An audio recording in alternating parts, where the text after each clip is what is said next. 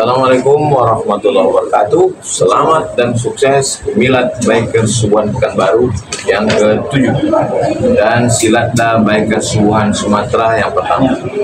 Hijrah berjamaah untuk satu tujuan. Mudah-mudahan selalu bersama dalam amal soleh. Tetap solid yang sudah bergabung, alhamdulillah. Bagi yang belum, segera bergabung bersama Bikers.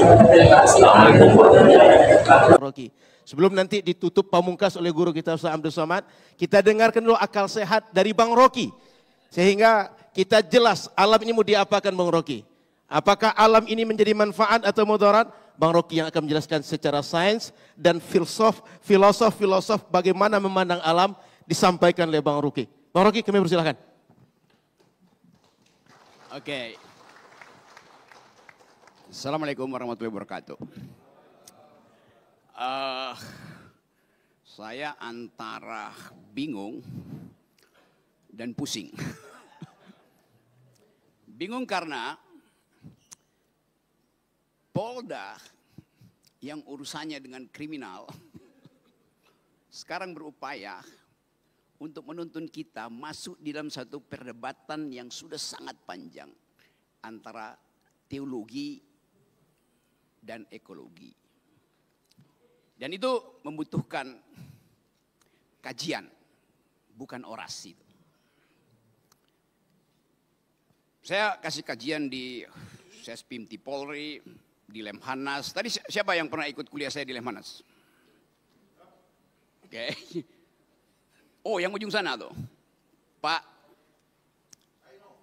Ino. Satu waktu tahun lalu ya. Oke, saya kasih kuliah di Lemhanas untuk menerangkan global security itu, human solidarity, environmental ethics. Subjek-subjek itu ternyata hari-hari ini terhubung dengan keadaan kita di Riau, di Jakarta, di Pakistan, di India, di Eropa. Karena kita mengalami krisis yang sama akhirnya tuh. India kirim rudal ke Pakistan. Kita tahu India punya nuklir, Pakistan punya nuklir. Kalau terjadi krisis nuklir dan krisis itu berubah menjadi perang terbuka, pertanyaannya bukan bagaimana stabilitas politik di regional Asia, tapi bagaimana bumi memaafkan kemudaratan manusia. Apa akan dimaafkan oleh bumi? Karena setiap perang nuklir hasilnya adalah MAD, Mutual Assured Destruction. Hancur. Kita coba pahami itu dari perspektif ilmu pengetahuan dan berupaya untuk menuntun ilmu pengetahuan masuk dalam pertanyaan-pertanyaan eskatologis, pertanyaan-pertanyaan teologis yang ayat-ayatnya harus kita tafsirkan hari-hari ini. Tadi dimulai dengan ayat belajarlah dari aturan semesta. Karena itu diperlukan akal untuk memahami aturan semesta. Hal yang sama juga berlaku di dalam kebudayaan Melayu. Alam terkembang jadi guru. Satu kesetaraan epistemik. Quran, teologi mengajarkan kami sudah memberi tanda-tanda, maka kalian harus berpikir. Jadi ilmu pengetahuan diselundupkan untuk memahami alam semesta. Diselundupkan melalui ayat-ayat suci. Karena bumi ini suci. Jadi kita mulai membayangkan soal itu. Dalam perspektif antropologi, kita anggap bahwa ya makhluk manusia ini sebetulnya hanya 0,00 sekian detik dari usia alam semesta itu. Usia kita mungkin baru 100 juta tahun yang lalu. Atau bahkan lebih mundur lagi. Karena catatan yang kita ketahui tentang manusia itu hanya ditulis di dalam kitab-kitab suci itu. Quran, Bible, Veda. Jadi kitab suci mencatat kehidupan manusia sekaligus peran manusia di dalam merawat atau merusak alam. Apakah bumi ini akan kiamat? Ada kepastian teologi di situ. Ada yaumil akhir. Ada penghakiman bagi mereka bahkan yang lolos meniti Shiratul Mustaqim tetap akan diuji. Jadi kalau kita katakan bumi akan kiamat, dunia akan kiamat, dari segi teologi kita sedang menuju ke situ. Akan. Tapi dari segi ilmu pengetahuan bumi ini memang pernah kiamat. Ketika supernova itu meledak kira-kira 4-5 miliar tahun yang lalu. Pecahannya jadi matahari. Sebagian pecahannya jadi bumi. Jadi ilmu pengetahuan hanya mampu untuk menerangkan bahwa dunia sudah pernah kiamat. Satu peristiwa kosmologi. Ketika sebuah bintang yang namanya supernova itu meledak. Dan kita di bumi menerima ledakan itu sebagai rahmat. Karena dengan ledakan itu terbentuk alam semesta baru. Indonesia penggalan dari ledakan itu yang terjadi 4,5 miliar tahun yang lalu. Sekarang kita membayangkan satu kondisi bahwa yang dirawat oleh bumi selama 4,5 miliar tahun itu sekarang mulai disebut sebagai potensi kerusakan ekologis jilid 12, 13 seterusnya. Tapi apakah bumi mampu memperbaiki dirinya? Tanda-tanda itu ada. Kalau kita membaca cara memperbaiki bumi seperti yang difatwakan di dalam Quran, pakai otak. Doa dan otak. Kita lihat jumlah kerusakan yang dibuat manusia. Yang disebut antroposin. Artinya jumlah kerusakan kuantitas dan kualitas yang dibuat manusia sudah melampaui daya pulih bumi. Kita belajar itu dalam ilmu geologi itu. Kalau bumi merusak dirinya, dia mampu memperbaiki dengan cara regenerasi itu. Kita kutuk gurun Sahara yang kering kerontang, kita puji hutan Amazon yang hijau dan sejuk. Mengapa kita kutuk gurun Sahara? Karena di situ tidak ada kehidupan. Mengapa kita muliakan hutan Amazon? Karena di situ ada keragaman hayati. Tapi kalau kita ikuti keterangan ayat tadi, pakai otak. Allah Subhanahu wa taala mengatakan, pakai otak untuk membaca gejala alam. Surat apa tadi? Surat Al-Imran. Kalau kita pakai otak, kita mulai riset. Ternyata hijaunya hutan Amazon bertahan jutaan tahun karena dipupuk oleh fosfat. Fosfat adalah elemen kimia yang memupuk Amazon. Di mana fosfat itu ada? Tidak di hutan Amazon. Adanya di gurun Sahara. Anda lihat ini gurun Sahara, ini hutan Amazon, bagian selatan Amerika, hijau. Gurun Sahara, bagian selatan Afrika, dia paralel.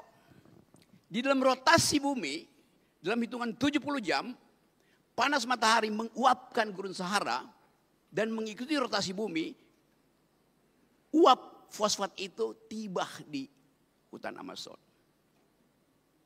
Gurun Sahara adalah pabrik pupuk untuk hutan Amazon. Yang bikin siapa? Bukan oligarki. Allah Subhanahu wa taala yang buat itu. Jadi kita melihat keteraturan itu ada bahkan dalam ide pertama penciptaan. Yang nanti akan diterangkan oleh UAS, Ustadz Akal Sehat. Kita coba memahami itu. Oh, belum bikin pantun ya.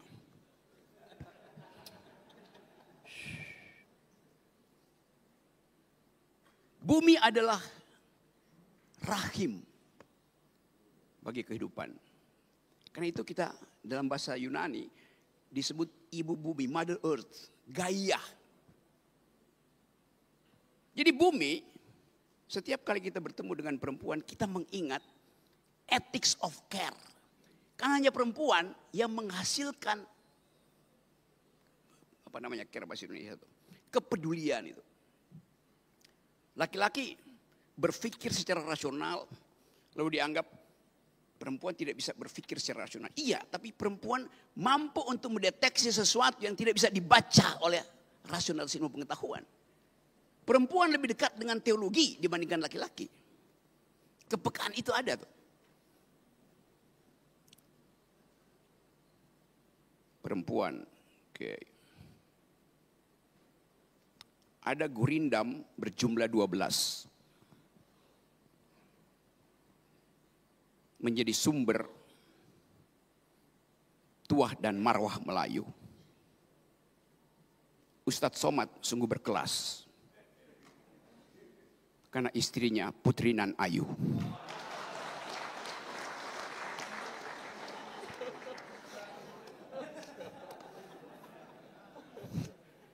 Keayuan perempuan setara dengan keayuan bumi.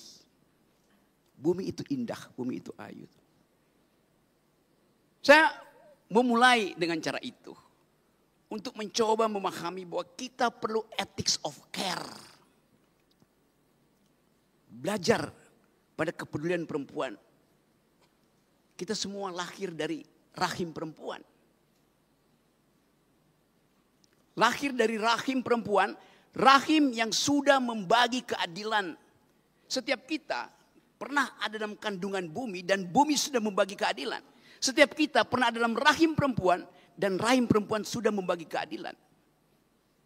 Ketika kita di dalam kandungan ibu kita mensuplai gizi. Jadi kita memperoleh makan siang gratis pertama dari rahim ibu kita. Dan sangat bergizi.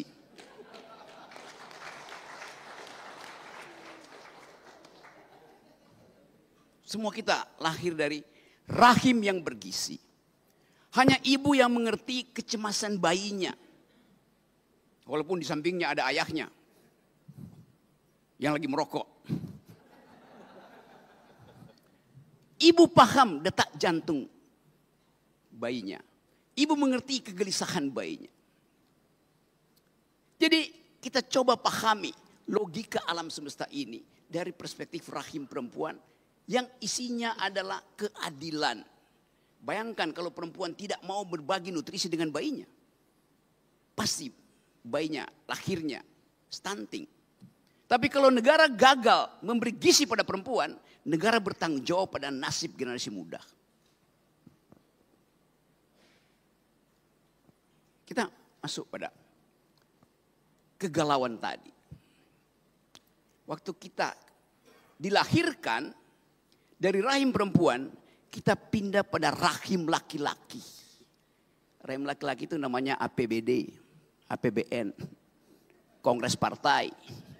Itu rahim laki-laki. Yang isinya adalah arogansi. Setiap rahim laki-laki, apalagi yang ada di Senayan, mengincar rahim APBN. Berapa yang bisa saya rampok?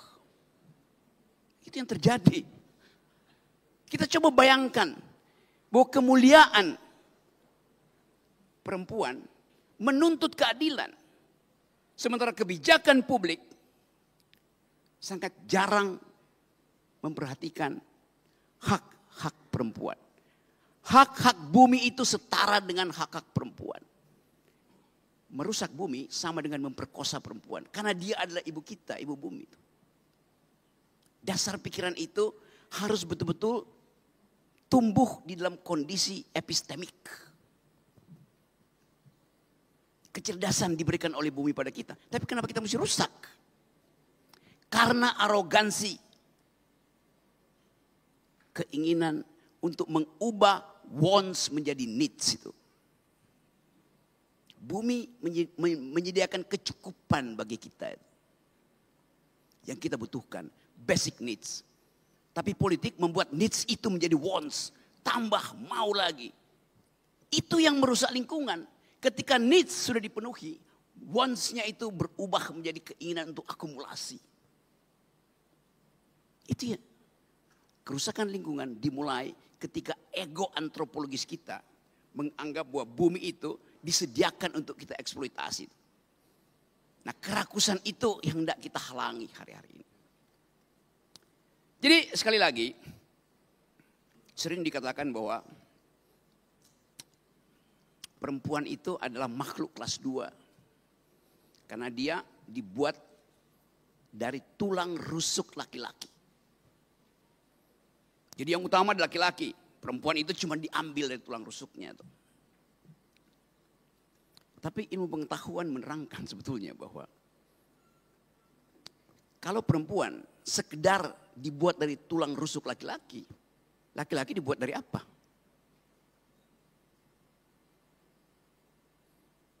Dari tanah yang diambil dari gorong-gorong. Ya. Mana lebih mulia, tulang rusuk atau tanah liat? Tulang rusuk udah terbentuk kimianya. Kalsiumnya udah cukup.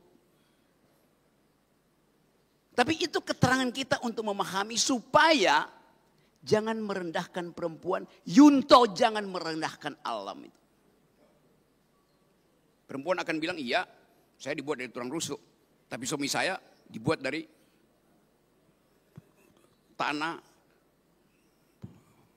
gambut yang habis terbakar. Kita membayangkan itu. Tetapi sekali lagi, ada persekutuan hari-hari ini antara teologi dan ekologi. Teologi memberi semacam kelegaan batin untuk menghidupkan kembali harapan. Di dalam semua teologi, intinya adalah harapan. Bahwa ada sesuatu yang kita tunggu, suatu kemuliaan. Jadi manusia sedang berupaya untuk memuliakan kembali dirinya, tetapi dengan arogansi. Kalau kita katakan, kami manusia ingin memuliakan alam, maka alam akan katakan, selamat datang kembali. Dan hanya dengan itu kita tahu bahwa semua yang kita perbuat hari ini disaksikan oleh mata yang kita sebut sebagai alam semesta. Alam semesta disaksikan oleh sesuatu yang kita sebut energi eter. Tapi energi itu hanya disebut energi kalau dia menghasilkan keadilan. Bumi ditata dengan prinsip keadilan. Semua yang kita lakukan dibaca oleh ilmu fisika, dibaca oleh ilmu antropologi, dibaca oleh ilmu ekologi. Tapi ada yang tidak bisa kita baca, ilmu teologi. Inarabaka labil mirsad. Allah Subhanahu wa taala memahami kita, melampaui kemampuan kita membaca alam. Assalamualaikum warahmatullahi wabarakatuh. Menarik, Bang Rogi, cerita dari mulai bintang supernova, kemudian Amazon, Sahara, tapi lebih menarik bagi saya adalah pantun di tengah beliau bercerita tadi. Ya Bang Rogi ya. Kemudian Bang Rogi bercerita bagaimana menafsirkan Quran. Yesus saya bertanya ini, Bang Rogi sudah mulai menafsirkan Quran. Setelah ini baca Quran Bang Rogi ya. Maka ini menarik bagi saya Bang Rogi cerita Quran, cerita teologi. Dan sudah sampai kepada rahim perempuan, rahim laki-laki yang arogansi Bang Rogi ya. Sehingga rahim-rahim ini perlu kita perjelas dengan teologi yang akan dipaparkan lebih gamblang oleh guru kita. Maka Ustaz Abdul Somad yang akan merangkai semuanya. Bagaimana cerita bintang supernova sampai rahim laki-laki dan perempuan Ustaz. Pada Ustaz kami persilahkan. Bismillahirrahmanirrahim. Assalamualaikum warahmatullahi wabarakatuh.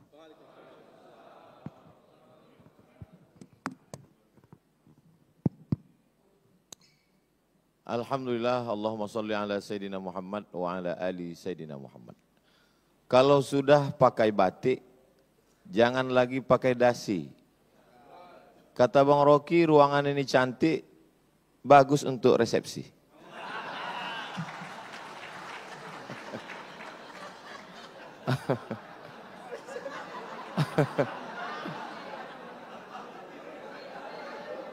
Jadi memang dalam tradisi Melayu ada yang disebut dengan membalas pantun. Jadi itu tadi hanya sekedar membalas karena Bang Rocky berpantun tadi kita balas.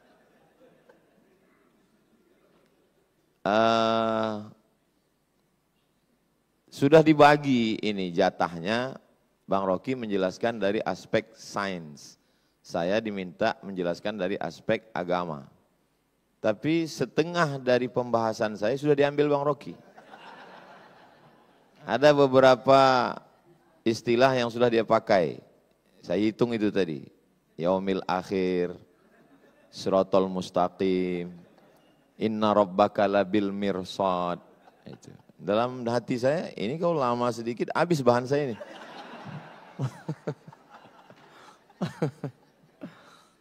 Beberapa kali Allah Subhanahu wa taala. Jadi memang ini sebetulnya masalah hati. Jadi kalau hati kita itu connect, mudah kita berinteraksi. Mudah-mudahan kesatuan hati kita ini bisa untuk menjaga rahim alam ibu pertiwi, insya Allah. Kalau Tuhan pergi ke Pelelawan, Pelelawan itu negerinya para bangsawan. Tadi Bang Rocky selalu menyebut tentang perempuan, mungkin karena di sini banyak polwan.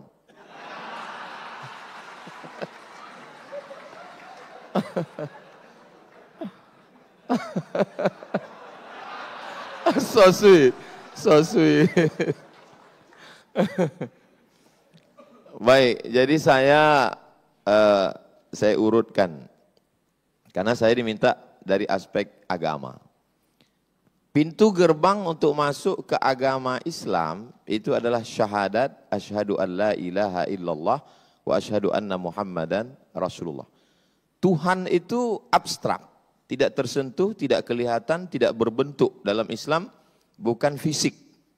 Maka tidak dalam bentuk patung, bukan batu, bukan kayu dan lain sebagainya. Tapi Al-Quran menggambarkan bahwa iman itu kasyajaratin thayyibatin, seperti pohon kayu. Asluha sabitun, akarnya menghunjam ke tanah, wa far'uha fis sama, pucuknya ke langit. Sesuatu yang abstrak dalam Islam digambarkan dengan sesuatu yang kelihatan. Cinta itu tidak kelihatan. Bagaimana menggambarkan cinta? Maka mesti digambarkan dengan sesuatu yang kelihatan. Maka muncullah ungkapan, cintamu seperti air di daun keladi. Setelah tumpah tidak meninggalkan bekas. Begitu biasanya orang yang kecewa. Maka dalam Islam, iman itu digambarkan dengan pohon kayu. Kalau tadi Pak Gub bercerita tentang orang Melayu tidak bisa dilepaskan dari hutan, dari pohon kayu, ya logis, masuk akal, karena memang orang Melayu tinggalnya di tengah jantung Pulau Sumatera, memang dia begitu buka mata ngelihat pohon kayu. Tapi Nabi Muhammad SAW, dia bukan orang Sumatera, dia tinggal di gurun pasir yang pohon itu sesuatu yang sulit. Tapi ketika cerita tentang iman, kaitannya dengan pohon kayu. Setelah orang beriman, lalu kemudian bagaimana kondisi dia? Mathalul mu'min kamathalis syajar. Orang beriman itu seperti pohon kayu. Pohon kayu lagi. La yazalur rihu tumiluhu. Angin senantiasa membuat dia bergoncang. Jadi ketika orang sudah meyakini Tuhan, nanti akan ada goncangan-goncangan keimanan. Lagi-lagi dikaitkan dengan pohon kayu. Ketika pohon kayu sudah mulai berdiri, maka akan datang ada angin yang membuat dia bergoncang. Maka sabarlah seperti sabarnya pohon kayu. Lagi-lagi pohon kayu. Dari awal pohon kayu. Suasana hatinya setelah beriman seperti pohon kayu. Lalu kemudian dia mulai berbuat baik. Perbuatan baik apa yang bisa dia lakukan? Ma min muslimin yaghrisu gharsan yazra'u yazra'an. Kalau ada seorang beriman yang menanam tanaman. Dia tidak sebut tentang sholat, zakat, puasa, haji. Itu ritual. Tapi ada satu amal, menanam pohon kayu, kata Nabi. Ma min muslimin yaghrisu gharsan yazra'u zar'an fayakuluhu tayrun. Kalau ada orang beriman menanam pohon kayu, lalu kemudian tanamannya itu dimakan oleh tayrun, burung. Bahimatun, hewan. Insanun, manusia, illa kanat lahu bihi sadaqah, maka itu sebagai sadaqah. Makanya orang disuruh menanam pohon kayu depan rumah supaya apa? Supaya ada sedekah. Sekarang kita pergi ke rumah orang Lalu kita lihat di ruang tamunya ada pohon kayu. Tapi ternyata setelah kita dekati rupanya pohon plastik. Itu bedanya di Mapolda, ternyata pohonnya asli semua. Makanya ada ungkapan hijau rumput di rumah, lebih hijau rumput sintetis. Dulu memang tetangga, sekarang udah berubah jadi rumput sintetis. Karena tidak pernah kering dia. Memang sekarang semua penuh dengan kepalsuan. Yang asli itu hanya di Mapolda. Lalu kemudian bagaimana dengan dosa? Dosa itu adalah judi dan seterusnya. Tapi orang lupa. Nabi mengatakan, man qata'a sidratan, siapa yang memotong satu batang pohon sidir. Pohon sidir biasanya tumbuh di tengah gurun pasir, ada unta yang bernaung di bawah, orang musafir dia berhenti sejenak. Siapa yang memotong sebatang pohon sidir, sawwaballahu ra'sahu finnar, maka kepalanya nanti akan disungkurkan ke dalam api neraka. Makanya saya Bang Rocky, sejak dari musim-musim asap dulu, karhutlah, kebakaran hutan dan lahan, tidak pernah sekalipun mau diminta jadi imam sholat istisqa minta hujan. Enggak pernah sekalipun. Kenapa saya tidak mau? Karena yang membakar itu ikut sholat. Jadi bagi mereka kejahatan itu adalah kejahatan ritual. Padahal kejahatan yang lebih fatal adalah membakar hutan, itu kejahatan yang luar biasa. Misalnya saya mau jadi imam sholat istisqa. Pas giliran hujannya enggak turun, yang disalahkan imam. Padahal makmumnya itu salah semua. Alhamdulillah sejak Kapoldanya pencinta pohon-pohonan, ini sudah hujan tidak berhenti turun. Alhamdulillah. Beliau ini Kapolda, ketua polisi dakwah. Lalu kemudian bagaimana dengan pahala? Pahala itu adalah sholat, puasa, haji, zikir, baca Quran, ritual. Ada sisi lain tentang pahala. Idza waqa'at ala ahadikumul qiyamah, kalau kamu sudah mau mati. Wa fi yadihi fasilah, di tanganmu ada bibit korma. Falyaghrisha, tanamkanlah.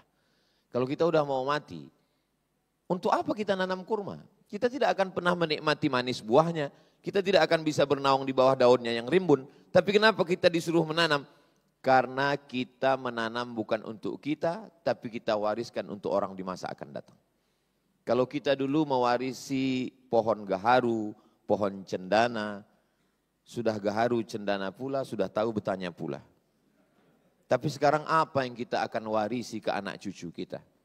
Saya masih melihat di dalam hutan Riau, orang Melayu memotong bahan batang pohon cendana gaharu untuk mencari gaharu yang ada di dalam. Sekarang sejauh mata memandang kita masuk ke dalam, tak jumpa cendana, tak jumpa gaharu, yang jumpa brondol sawit.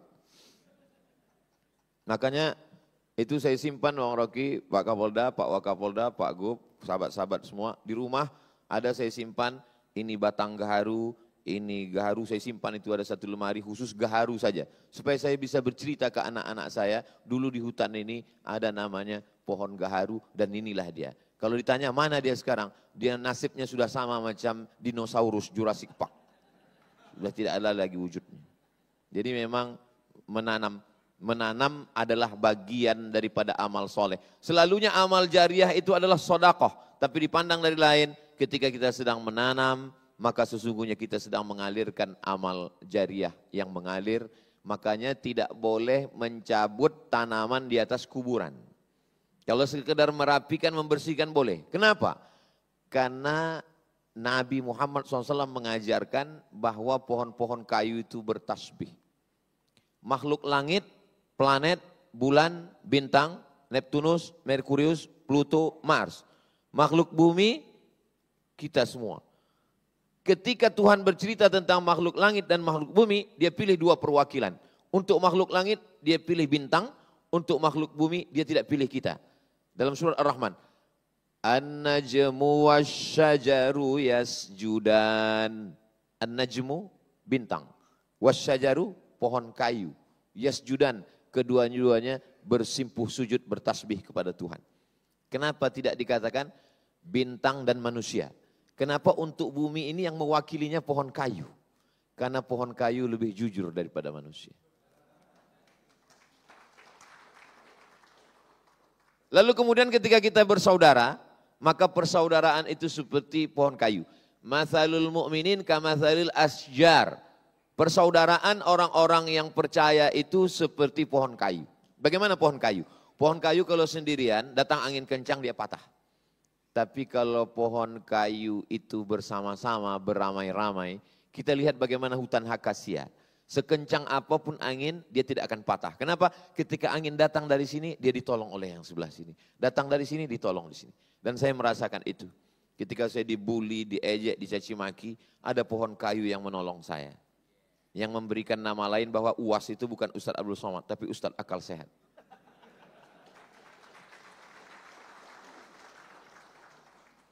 Lalu kemudian, susah saya untuk fokus ini. Memang cantik pohon kaktus, ditanam di tengah taman. Memang susah kita untuk fokus kalau kita belum sarapan.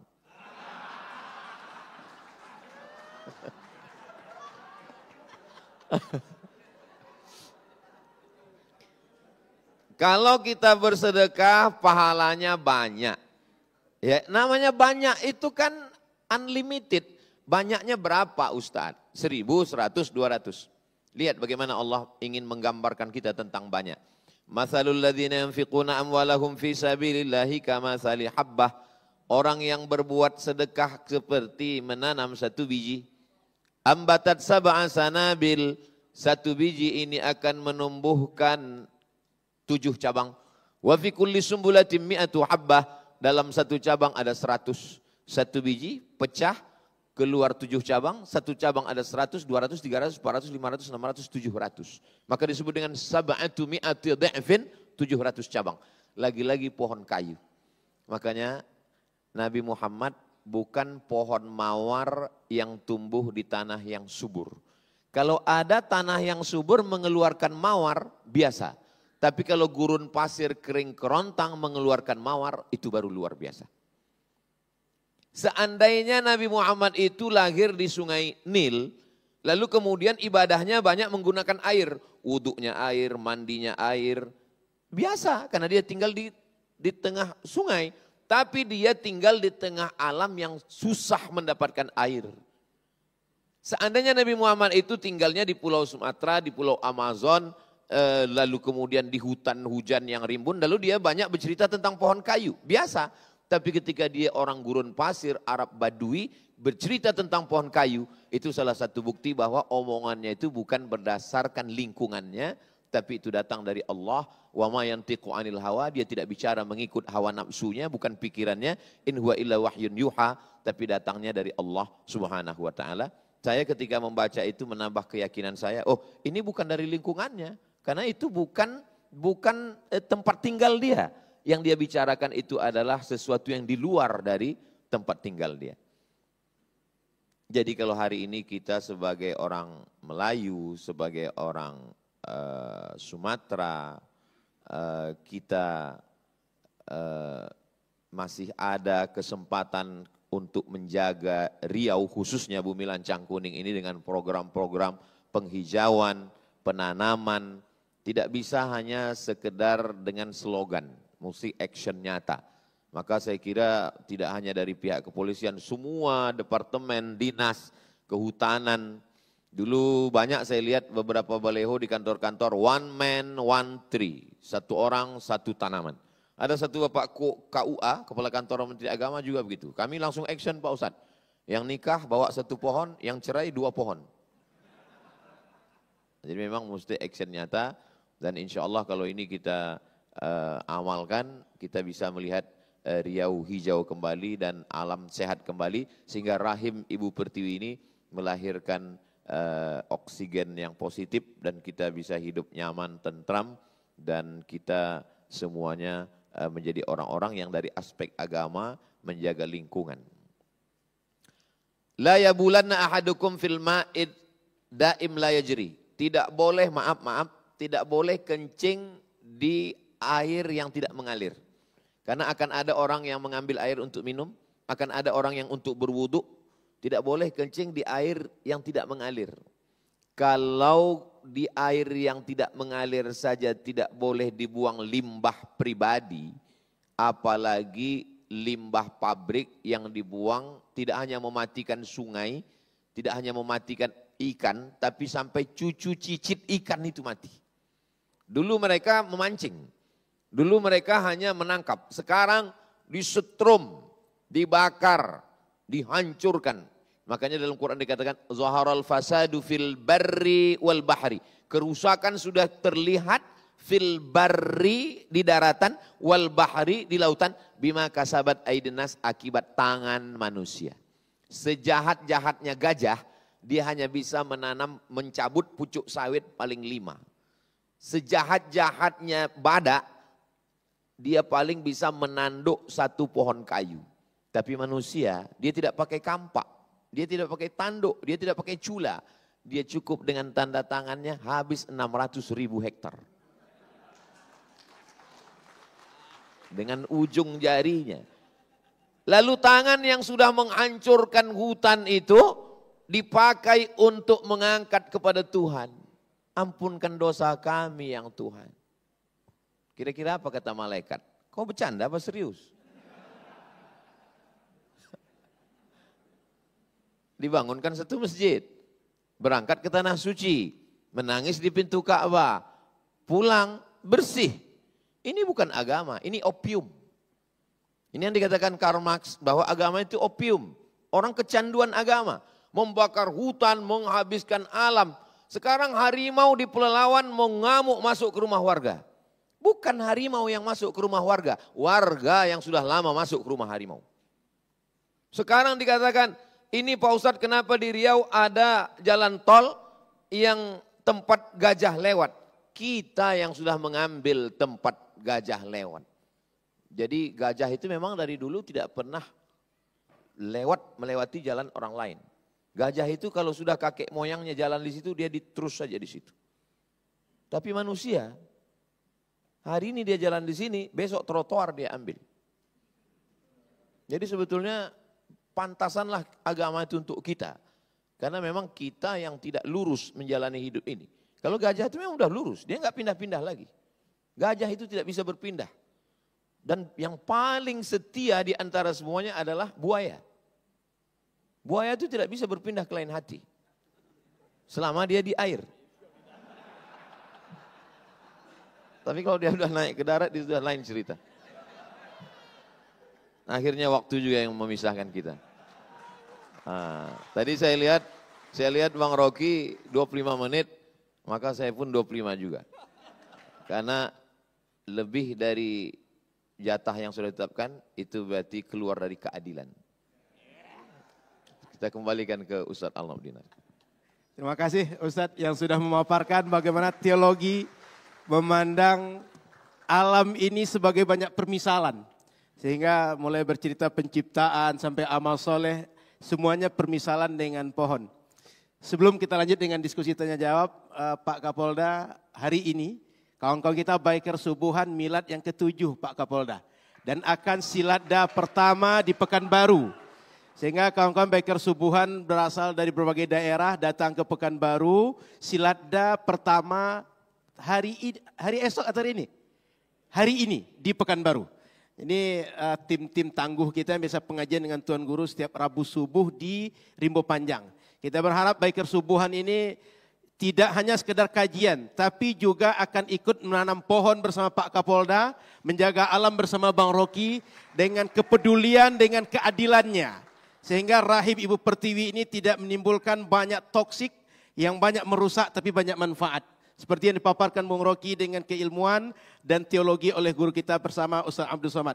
Sebelum kita tutup diskusi ini nanti dengan doa, kita buka dulu tanya jawab maksimal 3 orang. Silakan kalau ada dari peserta menanggapi. Baik, abang yang di belakang baju merah 1. Silakan kalau ada lagi maksimal 3 orang saja. Karena setelah ini kita akan sarapan pagi di rumah masing-masing. Oh, ada di sini Pak Kapolda ya? Ada. Satu, ada lagi yang lain? Oh, kasih pantun Pak, boleh Pak. Kasih pantun boleh, kasih petuah juga boleh. Silakan yang pertama, yang baju merah Bang. Assalamualaikum warahmatullahi wabarakatuh. Waalaikumsalam warahmatullahi wabarakatuh. Mohon nama dan dari mana Bang? Perkenalkan, nama saya Fajri Mas Said dari Ikatan Mahasiswa Muhammadiyah. Saya ingin bertanya kepada Bung Akal Sehat. Bagaimana membasmi manusia-manusia yang arogan di muka bumi ini agar terciptanya ekosistem yang sehat? Terima kasih. Oke. Ini jelas terarah nih Bung Rocky. Membasmi manusia Bung Rocky. Selama ini kita membasmi yang merusak. Tapi sekarang membasmi manusia. Tapi saya nggak tahu manusia mana nanti Bung Rocky. Assalamualaikum warahmatullahi wabarakatuh. Waalaikumsalam warahmatullahi wabarakatuh. Baik, sebelum Bung Rocky menjawab, enak kita dengar pantun dulu. Silakan Bang.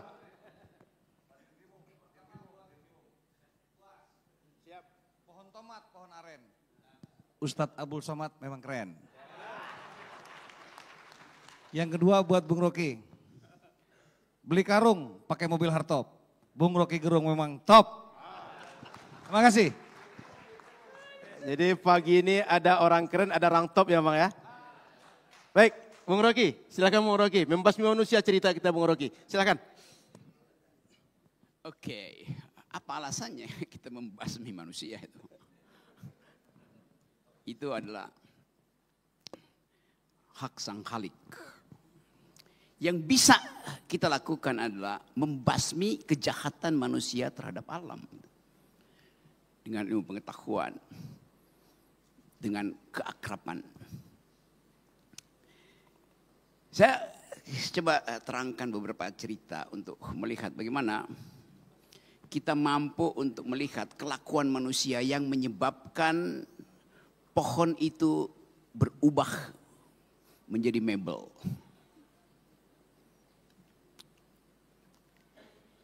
Kira-kira tahun 60-an ketika gerakan lingkungan hidup baru mulai mencari cara untuk menghidupkan harapan memelihara alam. Ada satu peristiwa di Ohio, di State University of Ohio State University itu, di kota Columbus. Columbus itu ibu kota Ohio. Di satu pagi, seorang perempuan guru besar ilmu hukum yang punya hobi bangun pagi,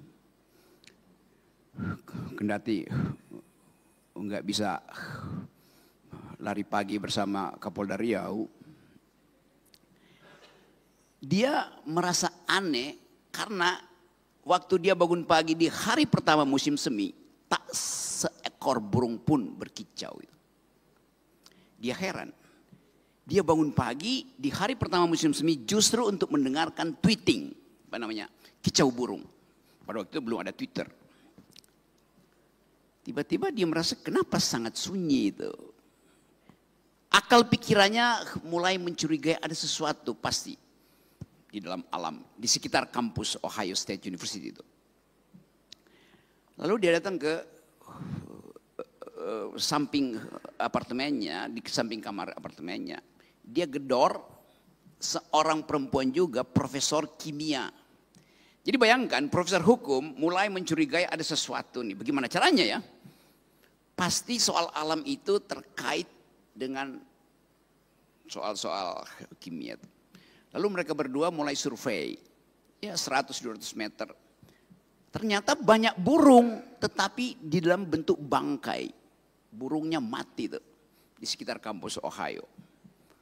Akal pikiran, kuriositas mereka mulai bekerja. Kenapa? Ada bekas gigitan burung di pohon apel, pohon buah-buahan di sekitar kampus. Tapi kenapa ada ya mayat burung-burung ini berserakan, innalillahi wa inna ilaihi raji'un. Kuriositas menyebabkan mereka meneliti akhirnya diketahui bahwa burung-burung itu menyambut musim semi di dalam kegembiraan bersamaan dengan mulai tumbuhnya buah-buahan di situ. Mereka makan. Tetapi ternyata mereka tidak tahu bahwa buah itu sudah disemprot dengan dulu namanya apa? DDT apa namanya itu? Pestisida itu. Pestisida awal. Jadi itu dimulai kecurigaan bahwa keinginan manusia untuk menikmati buah apel yang ranum itu supaya tidak digigit oleh ulat menyebabkan, jadi ambisi manusia itu untuk dapat buah apel yang tak berulat menyebabkan hak burung untuk makan buah yang sama yang dikirimkan oleh Allah Subhanahu wa taala menyebabkan kematian itu.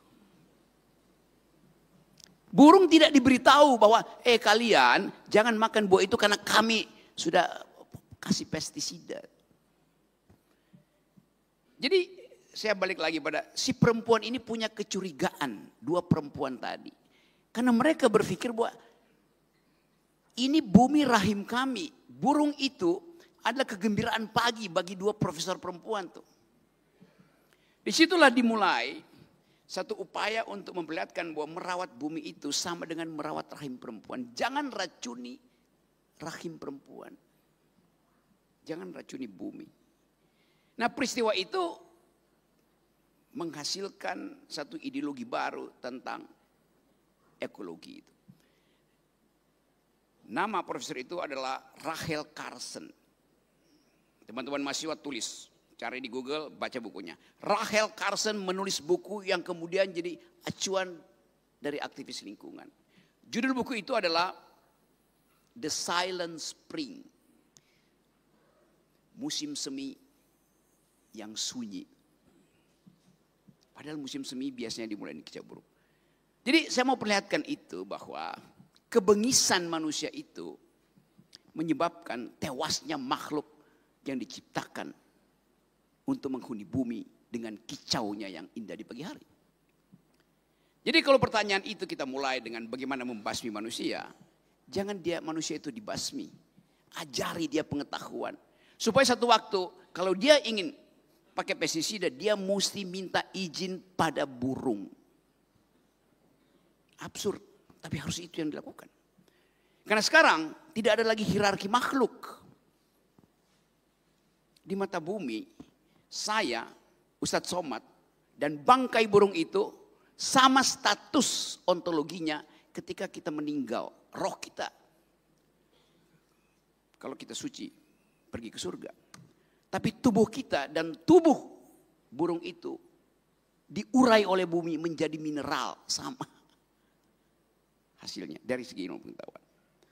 Jadi sekali lagi itu hal yang ingin saya terangkan supaya karena itu kita mulai lakukan edukasi di sini. Keinginan kita untuk menghasilkan pikiran dimulai dari kuliah-kuliah semacam ini yang dengan bagus dimulai di Polda Riau dan lebih bagus lagi karena mengundang Ustadz Akal Sehat dan sangat sempurna karena mengundang Presiden Akal Sehat.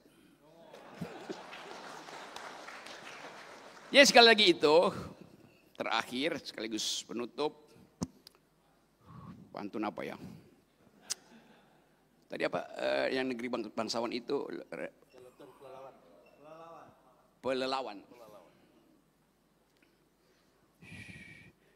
Negeri pelelawan, negeri bangsawan. Kapolda Riau menanam pohon. Mari kita terus berkawan. Di dalam doa saya memohon. Terima kasih. Kita doakan kita nanti bersama Bang Rocky di surga. Amin. Nah, sehingga di ujung sebelum Ustaz berdoa kita minta kalimat-kalimat pemungkas Ustaz. Penutup diskusi kita pagi ini. Karena kata Bang Rocky ini sesuatu yang baik dan jarang terjadi kuliah subuh seperti ini Bang Rocky ya. Kuliah subuh ilmiah di Mapolda Riau. Maka Ustaz sebelum kita tutup dengan doa mohon kalimat-kalimat pemungkas penutup diskusi pagi kita Ustaz. Pada Ustaz dipersilakan. Abu Sufyan membawa 1.500 pasukan perang dan 15 orang perempuan yang bernyanyi dan bergendang untuk memberikan semangat. Kalau sekarang mungkin cheerleader. Setelah jenazah-jenazah para sahabat Nabi itu bergelimpangan, lalu dia dengan kuda Arab Black Stallion itu bertanya, mana Muhammad? Itu terjadi tahun ketiga. Hari berganti musim berubah, tahun keempat, tahun kelima, tahun keenam, tahun ketujuh, tahun kedelapan. Tahun ke-8 Nabi Muhammad SAW membawa 10.000 pasukan masuk ke kota Makkah. Dan ketika itu panglima perangnya Sa'ad bin Ubadah mengacungkan pedang. Hadza yaumul malhamah. Kita akan membunuh Abu Sufyan. Apa kata Nabi? Man dakhala baita Abi Sufyan fahuwa amin. Siapa yang masuk ke rumah Abu Sufyan aman. Nabi tidak membenci Abu Sufyan. Yang Nabi benci perbuatannya. Istri Abu Sufyan, perempuan dendam kesumat namanya Hindun. Hindun ingin supaya paman Nabi bernama Hamzah itu dibunuh. Yang membunuh itu namanya Wahsy. Wahsy memotong telinga Hamzah, hidung Hamzah, dijadikan leontin. Mereka betul-betul kanibal. Lalu kemudian jantung Hamzah dibelah, digigit oleh Hindun. Lalu kemudian apakah Nabi membunuh Hindun? Tidak. Hindun masuk Islam. Apa kata orang? Hindun, dulu kamu katanya tidak mau masuk Islam. Apa kata Hindun? Saya tidak masuk Islam. Islam itu yang masuk ke hati saya. Kemana Wahsy? Wahsy lari ke Taif, 100 km dari Makkah. Setelah 19 hari Nabi di Makkah, Nabi pulang ke Madinah. Wahsy pulang lagi ke Makkah. Ternyata tidak ada satu telinga orang Makkah yang dipotong. Tidak ada satu hidung yang digunting. Pidato Nabi di atas Ka'bah ditulis dengan tinta emas. Apa kata Nabi? Idhabu wa antumut tulaqa. Pergilah kamu semuanya bebas untuk berbuat apa saja. Wahsy penasaran. Dia kejar Nabi ke Madinah. Sampai di Madinah, dia temui Nabi. Kata Nabi, anta Wahsy, kamu Wahsy? Ya. Qatalta Hamzah, kamu yang sudah membunuh Hamzah, memutilasi Hamzah. Ya. Nabi mendoakan dia dan Nabi tidak menyakiti dia. Kita tidak membunuh orang, kita tidak membinasakan orang. Tapi kalau orang itu sudah bertobat, berbuat baik. Wa atsbi'is sayyi'atal hasanata. Kalau dulu kau pernah menghancurkan bumi Riau, membakar, memotong pohon kayu. Sekarang bertaubat, tapi taubatnya bukan cuma zikir di masjid. Taubatnya cuma bukan baca Yasin. Ikut lagi dalam program penanaman penghijauan Riau. Bergabung dengan Presiden Akal Sehat, Ustadz Akal Sehat, dan Polisi Akal Sehat. Untuk menghijaukan Riau kembali. Itu baru namanya taubat nasuha. Kalau hanya sekedar bertaubat, pergi ke Makkah nangis, nangisnya pun bukan karena mengakui dosa, tapi karena habis belanja duit habis. Hentikanlah kepalsuan ini. Mulailah menanam. Jadi kalau ada orang mengatakan Riau sudah kering kerontang, tidak. Datanglah ke Riau. Datanglah ke Mapolda, masih hijau. Di atas keramik masih tumbuh tanaman-tanaman yang hijau. Akhirnya ditutup dengan pantun penutup, menangkap puyuh di Bukit Selasih. Thank you dan terima kasih. Ya Arhamar Rahimin, Engkau yang maha penyayang di antara semua yang penyayang. Irhamna, curahkan kasih sayang ke hati kami sehingga kami tidak menganiaya orang lain. Irhamna, curahkan kasih sayangmu ke hati kami sehingga kami bisa mewariskan alam ini untuk anak cucu kami. Allahumma ja'al hadzal balada baladan amina. Jadikan Riau bumi lancang kuning negeri yang aman dan damai. Allahumma waffiq ulata umurina. Jadikan pemimpin-pemimpinnya adil dan amanah. Jadikan ujung jari mereka amanah yang kau titipkan di pundak mereka menjadi amal soleh karena mampu menjaga alammu ya Allah ya Rabbal Alamin. Allahumma ja'alna minal ladzina yastami'una al-qawla fayattabi'una ahsanah. Jadikan kami orang-orang yang mendengarkan nasihat yang baik lalu mengiringinya dengan amal yang baik. Ahyina bil iman amitsna bil iman. Hidupkan kami dengan iman, matikan kami dengan iman. Wahsyurna yaumal qiyamati ma'al mu'minin.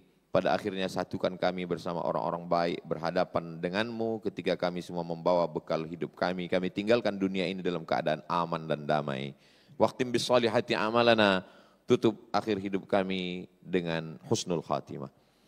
Kama jama'tana fi hadzal makan fajma'na ma'al habibil mustafa. Sebagaimana engkau kumpulkan kami hari ini bersama orang-orang baik, kumpulkan kami sekali lagi bersama Nabi Muhammad di surga Jannatul Firdaus. Rabbana atina fid dunya hasanah wa fil akhirati hasanah wa qina adzabannar. Wa sallallahu ala sayyidina Muhammad wa ala alihi washabbihi wasallam walhamdulillahi rabbil alamin. Banyak kata-kata saya tidak berkenan di hati, menyinggung perasaan Bang Rocky, Bapak Wakil Wali Kota Pekanbaru, hadirin hadirat ibu-ibu, bapak-bapak semua. 10 jari, 11 dengan kepala saya angkat, mohon maaf. Wassalamualaikum warahmatullahi wabarakatuh. Terima kasih kepada Ustadz Akal Sehat dan Presiden Akal Sehat yang pagi ini kita bercerita tentang alam. Alam tak pernah merusak dirinya. Alam ketika rusak dia bisa meregenerasi dirinya. Tapi ketika dirusak dari luar alam, kesusahan, generasi kita kesusahan dan kita semua akan rugi oleh sebab itu. Maka setelah ini sama-sama kita menghidupkan kembali alam. Kalau kata Ustadz ingin lihat alam yang hijau yang masih bisa tumbuh di atas keramik, datanglah ke Mapolda Riau. Sehingga ini bukan kedatangan terakhir Bung Rocky, kita akan terus bersama-sama lagi. Di Riau kita akan tunjukkan kepada dunia bahwa alam Riau hijau, banyak manfaat dan kita tidak mengirim asap kemana-mana. Karena ini harga diri orang Melayu, oleh karena itu kami pesan kepada semua pihak. Riau kita jaga, Riau kita kelola, kita keluarkan manfaat, bukan mengeluarkan mudarat. Terima kasih banyak. Saya tutup di akhir surat Hud ayat 61 kata Allah Subhanahu wa taala, "Huwallazi ansha'akum fil ardi wasta'marakum fiha." Allah ciptakan kalian dan Allah jadikan kalian untuk memakmurkannya, bukan untuk merusak alam. Terima kasih. Mohon maaf salah dan kurang, kami kembalikan kepada MC. Jazakumullah khair. Assalamualaikum warahmatullahi wabarakatuh.